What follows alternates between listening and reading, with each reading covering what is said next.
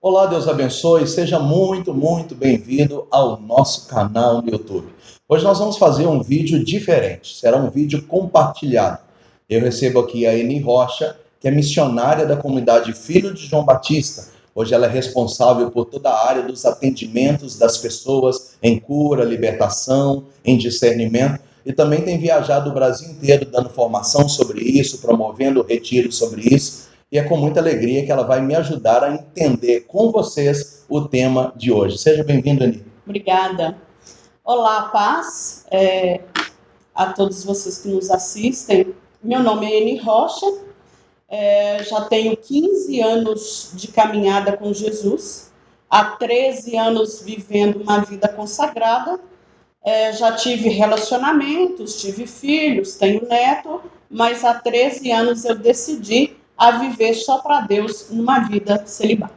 Graças a Deus. E nós convidamos a Eni porque o tema de hoje é um tema difícil de entender. Nós vamos tentar, bem cirúrgico, te dar dicas sem entrar numa área que talvez seja uma área que não seja nossa, tá bom?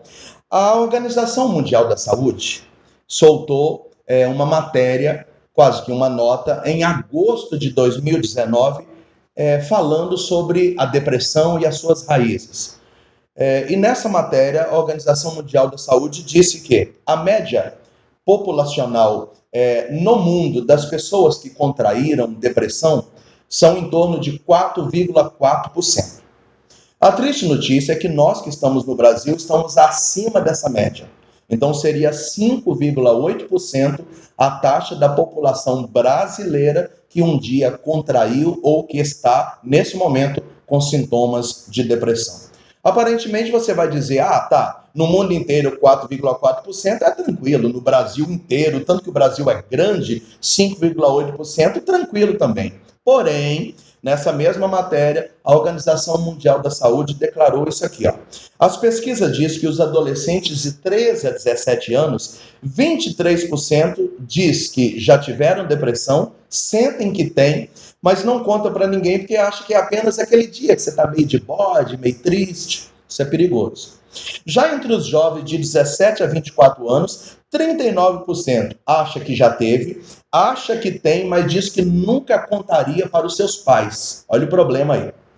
Já os adultos dentre 25 a 34 anos, 63% afirmaram que nunca contariam para ninguém que tem depressão, porque acha que seria um fracasso público. Então, se nós pegarmos as pesquisas dos adolescentes com os jovens e com os adultos, a Organização Mundial da Saúde, falando, por exemplo, do Brasil, que registra uma média de 2 milhões de casos de depressão por ano, estima-se que no mundo inteiro, uma média de 22% da população, somando os 4,4% diagnosticados e os que nunca informam o diagnóstico, então 22% da população ou teve, ou tem, ou vai ter depressão. E como o Brasil está acima dessa média, estima-se que até 30% de toda a população brasileira ao longo da vida terá depressão, o que eleva a taxa nacional de suicídio a 66% acima do normal. Eni, podemos dizer que a depressão hoje é o mal do século? Acho que nós podemos, Moisés. Eu posso dizer com segurança que de 100 pessoas que eu atendo hoje, 60 é uma média alta. Uau. Já teve ou está num estágio de depressão naquele momento. E por que a gente vai percebendo que é o mal do século?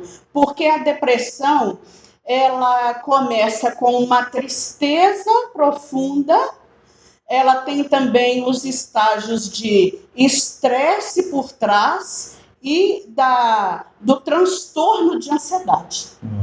Então, isso também dificulta a pessoa procurar ajuda, porque ela confunde.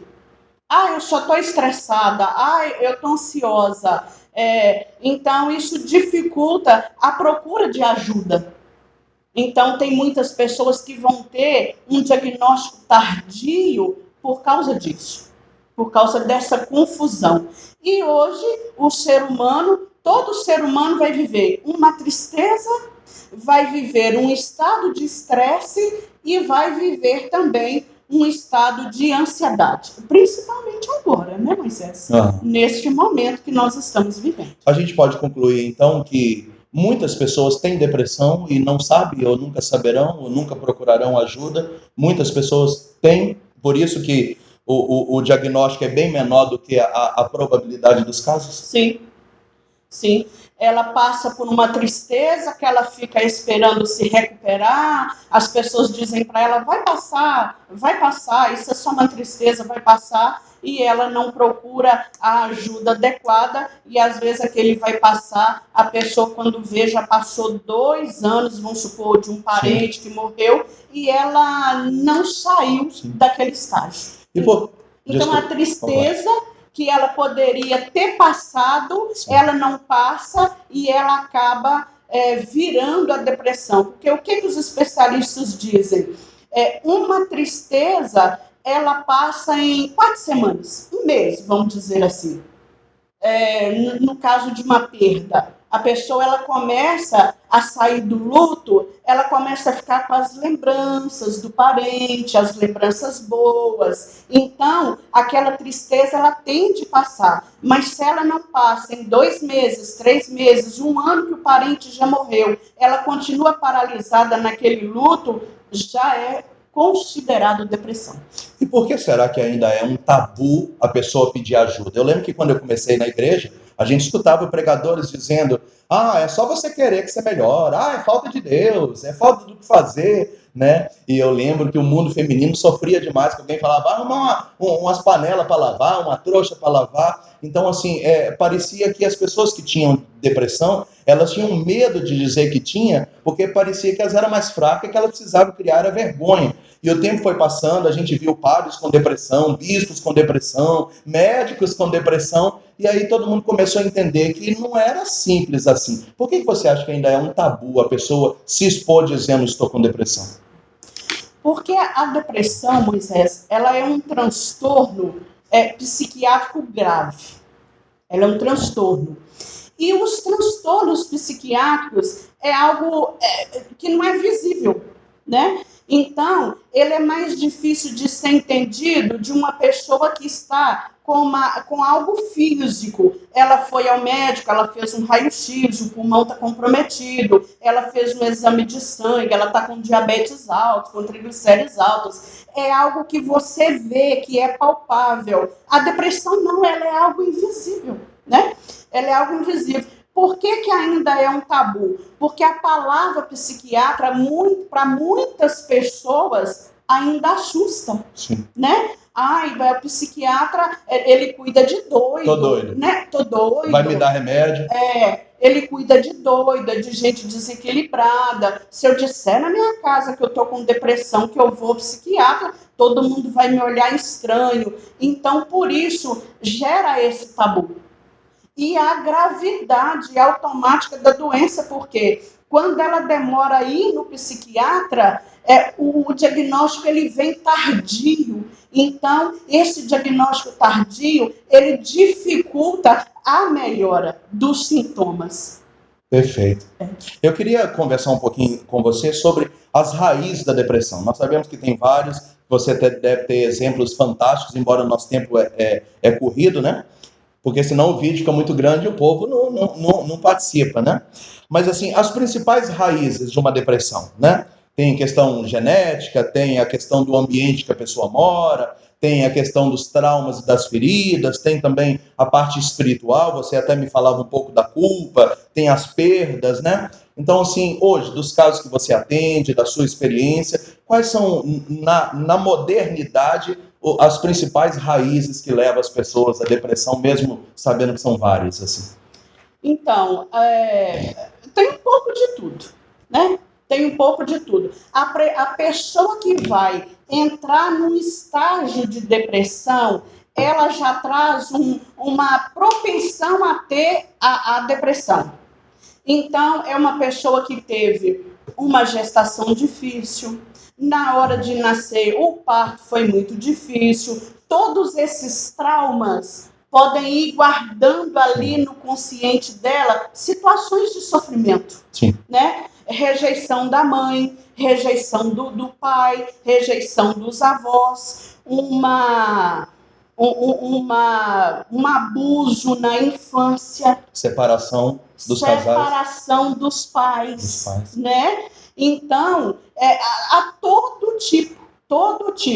Entra a genética, entra a hereditariedade, né? Situação de pessoas que já trazem uma personalidade tímida e que tem histórico de suicídio na família. A mãe já teve depressão, às vezes nunca tratou, foi tendo aquele tanto de filho e foi levando a vida com a barriga, até que faleceu naquela situação.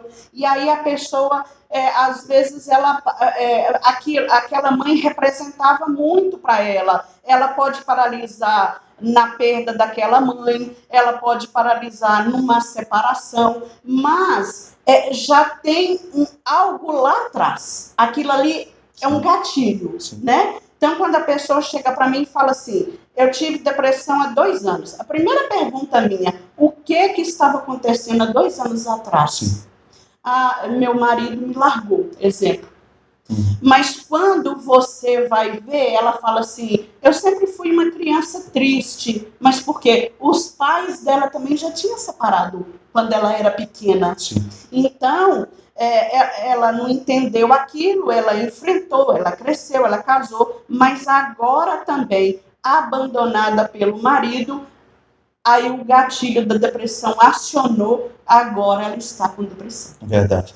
Eu acredito que nós vamos fazer outros vídeos compartilhados. Um dia eu queria que a gente fizesse um vídeo só sobre as consequências de uma pessoa que comete o aborto, porque fica essa militância aí sobre o aborto, dizendo que a igreja não tem nada a ver com isso, né? Meu corpo, minhas regras. Só que me chamou a atenção você me contar, mas a gente não tem como falar disso agora. Muitas pessoas que você atendeu que desenvolveram depressão pela culpa de um aborto que ela cometeu, né? Sim, que a gente chama de depressão espiritual.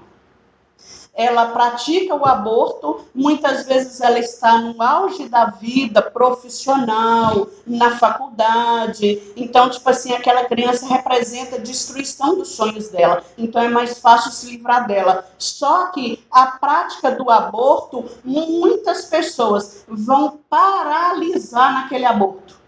Ela tranca a faculdade, ela nem termina a faculdade, ela sai do serviço porque ela começa a ter umas fobias, síndrome do pânico, aí ela é afastada do trabalho, às vezes nunca mais consegue voltar, ela perde aquilo que mais era representativo na vida dela.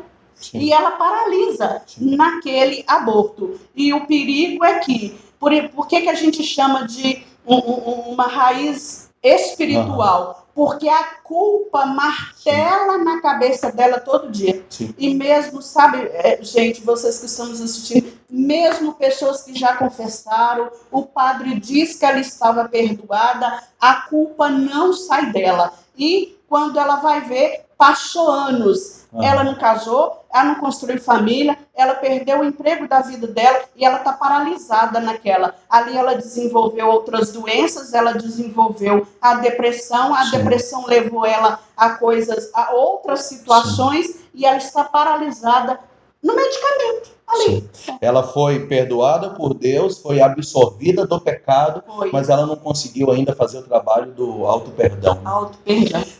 Eu tenho depressão, eu já tive, voltou, eu acho que tenho, estou com medo de estar, assim, para a gente concluir nosso vídeo, quais são os meios de buscar ajuda, né? Acho que é um conjunto de coisas, né? Sim. Terapia ajuda, psicólogo, psicanalista, terapia ocupacional ajuda. Sim, porque o depressivo, Moisés, ele tem necessidade de compartilhar aquele sofrimento que ele está sentindo. Sim. Então, o que é o psicólogo? É o ouvinte dele. Sim. Porque, na maioria, quem está ao redor dele, a família não entende, não compreende, não para escutá-lo, não traz uma palavra de incentivo. Então, o psicólogo faz bem esse papel. Ouve ela, escuta ela.